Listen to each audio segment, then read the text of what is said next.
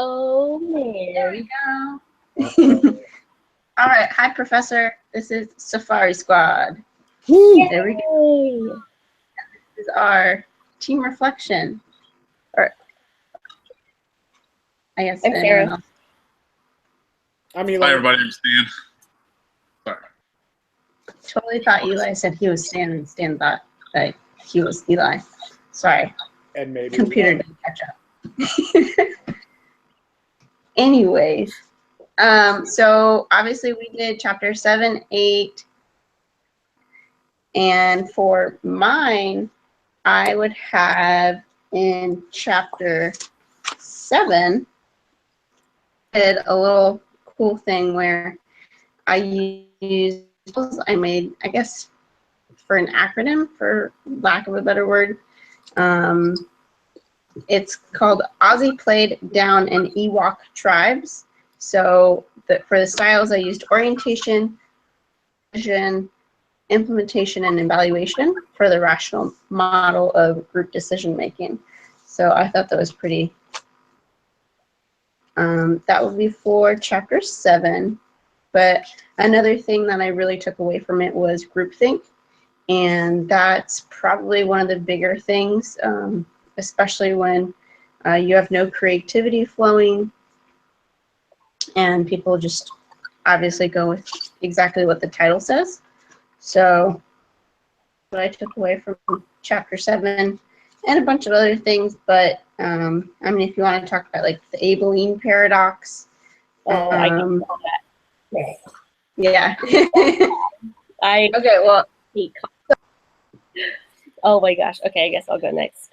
Chapter 7, I noticed we don't have I don't think as a group we have had a lot of issues with this stuff in chapter 7, which is nice. Because I know that when I compare a lot of the stuff to work, because a lot of the stuff we're reading about in the chapters, I feel like doesn't really apply to us. We haven't had a lot of issues or anything. But with work, I know that the social determinants that I like to be liked by people, and when I transferred Starbucks I moved from Arizona to California and then back. But in California, right when I got there, I was so obsessed with this, trying to get people to like me and make friends, and it just wasn't worth it. And I don't know. But then, and on top of that, the stores out there were just crazy. Nobody got along. So then that will lead into me getting into the Abilene paradox, where I'm like, oh my God, I just want everyone to get along and all of us to like the same things and blah, blah, blah. Yeah. But yeah, those are definitely the bigger things that I took away from chapter 7. Go ahead, Stan. Okay. One of the biggest takeaway from chapter 7 that I really like, that really kind of stood out to me, is on page 176. It's appointing a devil's advocate. I've sat through a lot of different meetings and all that, where I thought upper management, whatever decision they would make, I would think in my head that's not going to work, or what about this, what about that, and it kind of talks about it, and that's what really stood out to me. And it's kind of cool that they reference people like Winston Churchill about thinking about the most gory stuff when it comes to stuff like that. But it just opens up a whole new perspective that it's out there, that people recognize it. I don't know, and I think it's a very powerful tool, and just to ensure that things don't get overlooked. Yeah. Yeah, I think one of the biggest things I took out of chapter 7 was the confirmation bias. I see it all the time in any work meeting. You have evidence to support what you're trying to say, but then when anyone shows you evidence to refute you, it's not really evidence. It doesn't count. And it happens all the time, and you don't think about it. And I'm sure I've done it before. I'm sure somebody has pointed out something. I'm like, no, that's wrong. It's false. Because I'm so confident in what I'm trying to get across, which goes into the overconfidence. People get overconfident in group things too, and that can really hurt a group. Mm-hmm. And then the last thing that I really loved is decision fatigue. And they say that you don't really know that you're being fatigued after making so many decisions. And I figured that's why I'm tired all the time at work. It's because I'm just a decision maker all the time. No, that was good. Yeah, I remember that reading that too. I remember there's like times in my life where it's like, man, I hate my job. I should really quit it, or I should really quit. And then that really kind of wears me out, like thinking about all the possibilities. Yeah, that's a good point, Eli. Mm-hmm. Well, yeah, it kind of reflects back to one of the videos that we had to watch. It was, what was it? I think it was like the giver and the receiver. Yeah. Yeah. Oh, yeah. And so it's like, I guess that you guys would definitely be givers, and it's like we need those people though. We need those people who are constantly making the decisions. We need those people who are constantly just giving back and just kind of being a leader, obviously, because you're making the decisions. So I guess transitioning that into chapter 8, it would be power and conflict, which is what I took out the most of it, just because a lot of people think that power is a negative connotation with it, and I definitely don't think it, just because a lot of people in one of my other classes, my social classes and orgs classes, they were explaining how power is never really wanting to be talked about anymore, just because people are afraid of it. And I think that's where the conflict is coming in, because people within the teams don't want to own up and take initiative and actually receive those responsibilities that come with the power, unless it's different. So, but that's how I understood it. So. No, I agree with you on that a lot. The power thing, I thought about that for a long time. And it is true that people hear power and now it's all of a sudden a negative connotation when it doesn't have to be. Just because you're powerful doesn't mean you have to be negative. You could be the best person in the world, but you know what needs to be done and how to get it done, and you lead people. And that's why you're in power. And I took, the thing I took out of it with the power is culturally diverse teams in chapter 8. And how there's a conflict sometimes with that. And that goes back to the power thing, is there's some cultures that believe, women don't have power. They can't be leaders, and men do. Yeah. And it's really hard to see that, because I didn't grow up that way. Yeah. And no one in our group, we all have cultural differences, but language barriers, anything like that, we haven't had to deal with. But I can see where it comes into play, because I have had meetings before where sometimes it's difficult to get along with somebody because of their strong cultural beliefs. Mm-hmm. Definitely. What I took away from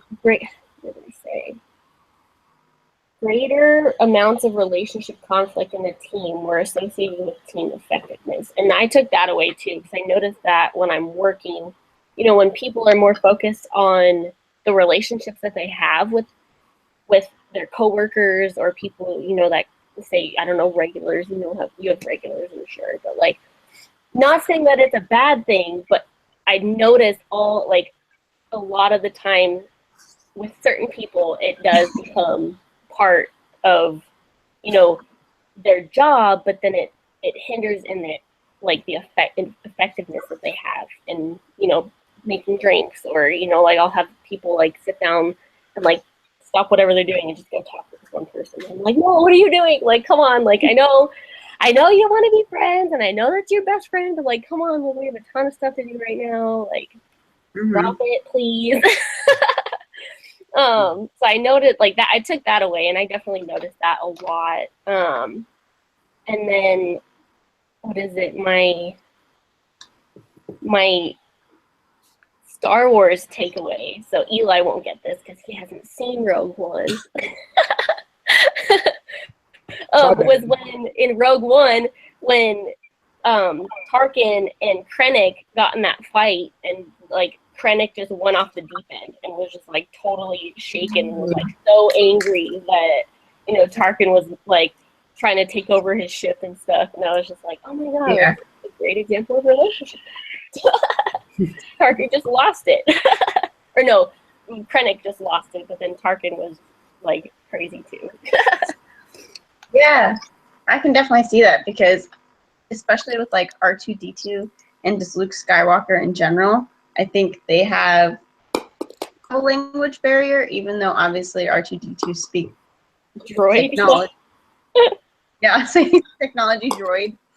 And it's like, I think, I don't even understand how Luke understands them. It's I know. So does Ray, though. So I'm like wondering, like, how do people learn how to speak to droids? just the gift.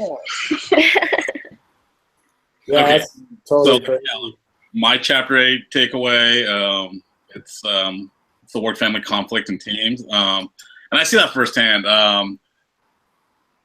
Growing up, like my parents, they were, they always had like their aunts, I guess my aunt or their sisters as like, coworkers, and sometimes they argue, sometimes they don't argue. But it's all about finding like the perfect balance. As far as dividing we all have to be bad at something, but I guess like my point is we have to like separate business and family, and finding out what we're good at and making it work. So as far as Star Wars reference, it's Darth Vader trying to get Luke Skywalker to join the dark side. Yeah. I love it. I love it. That's great. That's Captain. Wow. That's Captain Spock's, right? Yes. Wrong movie. Wrong movie. All right, we gotta cut that out. No Captain Spock. We had it. Okay, you got 10 minutes. Oh my god. Okay. So then moving on, we also talked about chapter 10.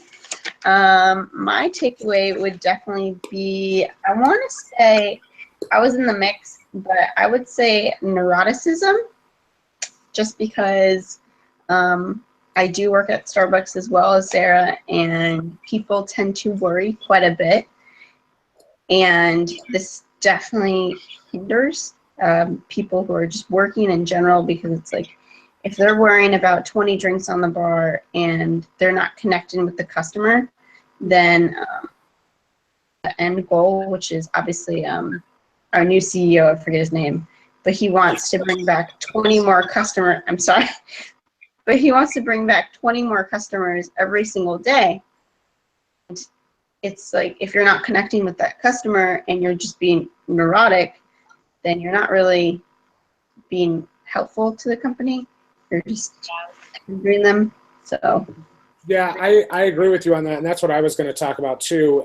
Not the neuroticism part, but it ties into the biggest thing I took out of it was the successful teamwork. The key to successful teamwork is networking, and that goes back to you. Networking. Yeah. You're meeting the people. You're introducing yourself. You want those people to like you, to come to you the next time. And networking plays a huge part in any group project. Anything you do, the more people you reach, the more information you're going to get. It's not always positive, but that's okay, because you don't always have to have positive. You need negative sometimes. So I think networking is really what I took out of that. I took out, again, kind of what I took out of chapter 8 was on page 270. It says, friendship facilitates performance due to consensus and information sharing, but hinders performance when people focus more on social aspects than getting work done. And it's like, I'm all for making friends and everything with people that I work with, and but I see it so much now how much it hinders like actually getting what your job description is done. It's like, I don't know, it gets difficult because it's like, I want you, like friendship like makes the job go by faster. If you like your job and you like the people you work with, and the time is going to go by so much faster. But at the same time, it I think it gets in the way a lot.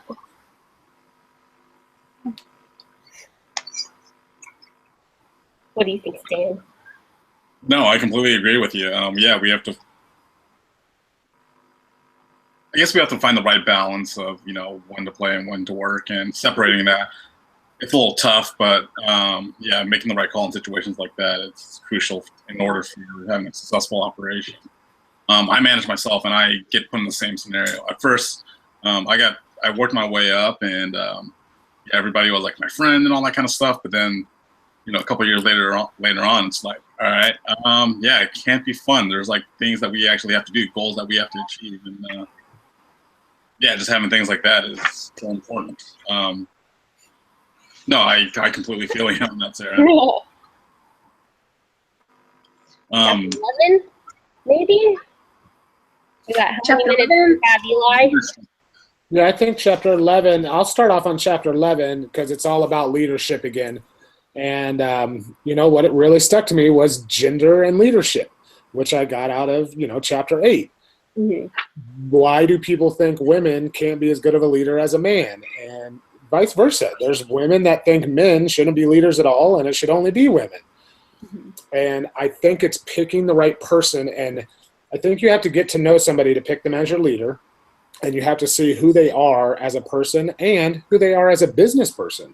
Mm-hmm. If you're trying to do something with business, if they don't have business skills, why are you going to want them to lead your group?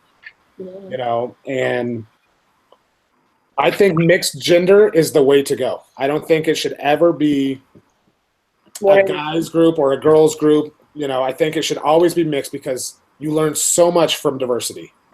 Yeah. And that's really what I took out of it.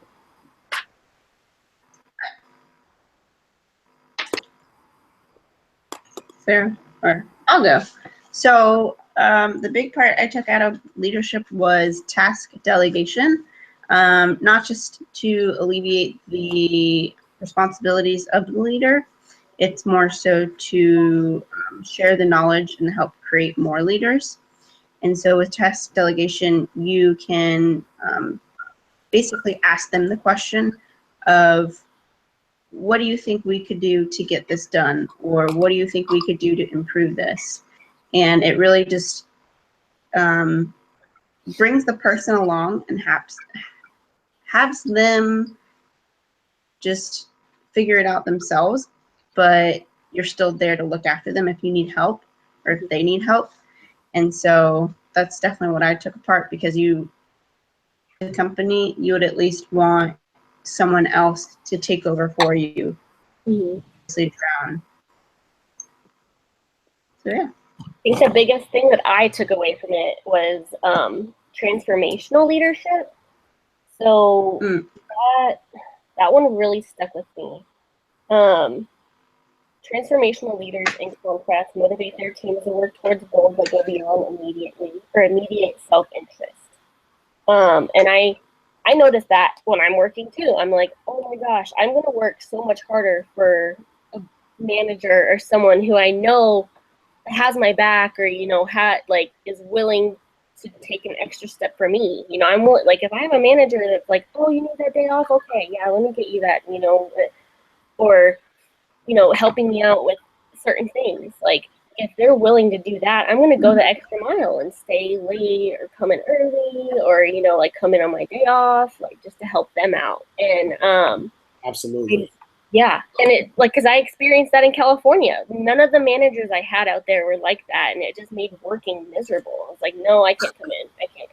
I'm sorry. It was my day off. I'm not coming in for you. It was just ridiculous. And now I'm finally back at a good store with a good manager. Something I took from the Star Wars movie, or again, Rogue One, was when Jyn Erso, when they tried to convince all the alliances to go fight to go get the Death Star plans, and everybody was like, no, no, no. But then she showed transformational leadership when she was just like, fine, she inspired all those guys, that whole group with Cassian and them to come and follow her and get her to that planet to go get the Death Star plans. And I was like, okay. Because one of the behaviors was what was it? I missed it. One of it was like self-sacrifice, and I was like, that is like perfect example of self-sacrifice. Even though that whole ending is so sad. It made me tear up. I bet it did. Oh my gosh. Stan, what about you? My biggest takeaway was encouraging participative leadership or management. this whole chapter is very important, and it's kind of weird to see it summarized in a couple paragraphs. In one of my other classes, we're taking like this whole chapter was like made into like a whole entire book. But anyways, participative management like kind of just stood out to me altogether, and I think it's so important because it just gives like reflecting just on work wise and everything. It just makes everything. Just empowering people and making it fun is just so important, and getting people's when you get people to participate, it just empowers them so much to where they feel so much better about whatever project that they're working on.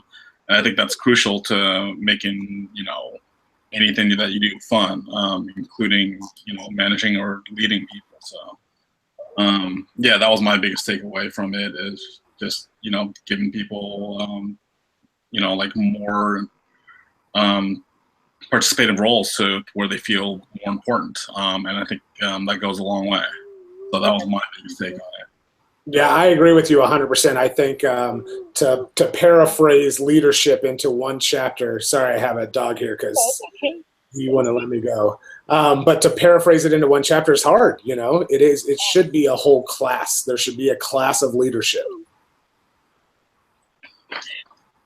Oh, dogs. That's such a cute puppy. I know. This is Zeus. Okay. Say hi, Zeus. Hi, Zeus. Hi. Okay, does anyone else have anything else to talk about in team reflection? I think this was the participation one. The reflection one's like a funny video. That's 2 minutes long. This is participation. That's why Jordan Yeah. isn't the leader anymore. No. So we still have to do the reflection one, but I think Eli has to do it. Okay. But I think we're Do going. you want me to stop this? I think that was good. Okay, I'm stopping it. All right.